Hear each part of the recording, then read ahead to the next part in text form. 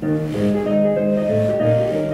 year was 1913. There was no hotter ticket on Broadway than the Ziegfeld Follies.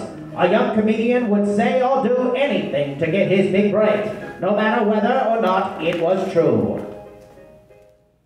And now that I'm married, instead of pitching wool every night, we only pitch wool 2 or 3 times a month. I'm sorry, I just don't think you have what it takes to appear in the Ziegfeld Follies. Audiences these days expect something that's fresh, something that's exciting, something that makes them say, yowza! All right, then. Say, did I mention I survived the Titanic? Whoa, welcome to the Ziegfeld Follies, Steve Rannazzisi! Yes, Steve Rannazzisi had gotten the break he'd been waiting for. And if audience didn't warm up to his jokes at first, they sure did after they heard his amazing story. And so, my child leaves jacks all over the house, and when I step on them in my bare feet, it's quite painful. That doesn't seem like a joke. That seems more like an observation. Did I mention I survived the Titanic? What? Yes, I was working for Merrill Lynch in the steerage compartment.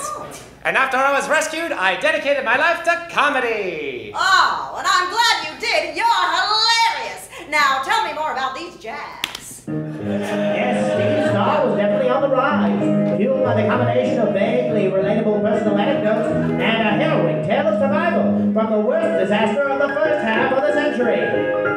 From Ziegfeld, he went to Douglas Fairbanks' series of short films, where pranks were pulled on unsuspecting victims, titled Pranking. Good heavens, I do believe that my lemonade has been poisoned with some sort of contaminated illegal alcohol. I do say, ma'am, you've been the target of a pranking. I do believe I'm going blind. Another successful pranking! Then it was on to a somewhat popular radio program about a group of friends fascinated with sports called The League of Sporting Friends. I draft Jack Dempsey. Oh, Horace Shear, I do say that you may be the year, this may be your year to be the winner of the League of Sporting Friends. Extra, read all about it. Jack Dempsey to take a temporary respite from boxing. Why doesn't anything in my life ever go right? And before long, Steve was making big money from commercial advertisements. Types of food his radio fans would enjoy.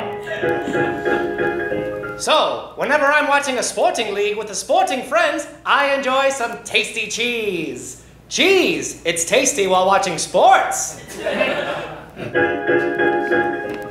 For 14 years, Steve Rannazzisi knew nothing but success, all while telling people all over and over again about how he got into comedy after surviving the Titanic.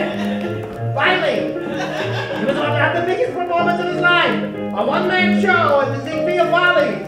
And as the date drew near, Steve gave an interview to the New York Times. Yes, it's true. I survived the Titanic, I worked for Merrill Lynch, and I was in the steerage compartment. And now I do comedy. Say, that's a great story there, Steve Rannazzisi. Thanks for giving it to me, and good luck with the show. Oh, I don't need luck. I survived the Titanic. Ah, what a swell guy. Say, what was he doing working for Merrill Lynch on the Titanic? And in the steerage level to boot? Oh, I better look into this story right away. Extra, gather around. Extra, read all about it. Famous comedian lied about surviving the Titanic. What? It's true. Yes, I wasn't on the Titanic. I was in a boat on the Hudson River. I'm sorry I lied. I was a young person in seek of fame, and I made a terrible mistake. Oh, I can't believe I ever thought you were funny. Well, I shall stop eating cheese immediately. I'm sorry, Steve, but you're out of the League of Sporting Friends. I'm still blind. I'm sorry, Steve Rannazzisi, but it looks like we're going to have to cancel your one-man show at the Ziegfeld Follies. Why, I suspect you may have been afforded opportunities that were denied those more talented than you simply because of sympathy for your false story. Ah, nuts! So Steve Rannazzisi's career was over, and he disappeared from the public eye. But 10 years later, an actor was wrapping up a screen test at a Hollywood studio, and this happened. All right, then. Say, did I mention I survived the Hindenburg crash?